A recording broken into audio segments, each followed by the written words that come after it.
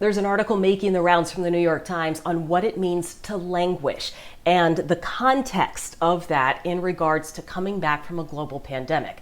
I highly recommend that you look up the article and give it a read.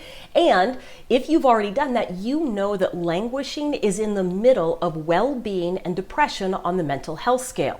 Now, one of the things the author said was, wouldn't it be great if instead of just telling people that you were fine or good when they asked, how are you, you responded with, I'm languishing.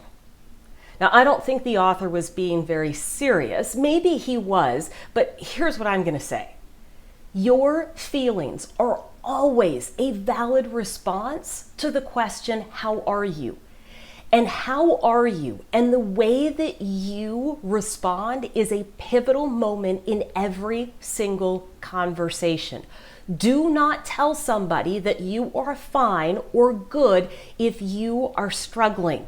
That's your opportunity to ask for help. Now, this week, I actually had to do that. And what I didn't want to do was get into a huge conversation about why I was struggling. I just wanted to be pissed off, mad, and frustrated all by myself. But what I wanted was for somebody to understand that my smile was a fake.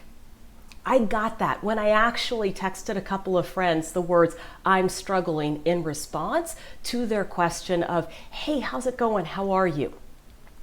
You might not have the words yet, but what I want to encourage you to do is find them.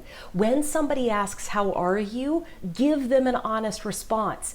If it feels uncomfortable to say something outside of the scripted fine or good, then practice what you are going to say before you get into the conversation. And know this, your response, I'm struggling, or I'm hurting, or I'm frustrated, that doesn't have to be for every single person who asks, how are you? You get to choose who hears that message. So try it with a trusted friend or a colleague first. But don't pretend like your feelings don't matter. And don't think that you have to do this alone, because languishing is hard. And you can find help when you find those words and a better response to how are you.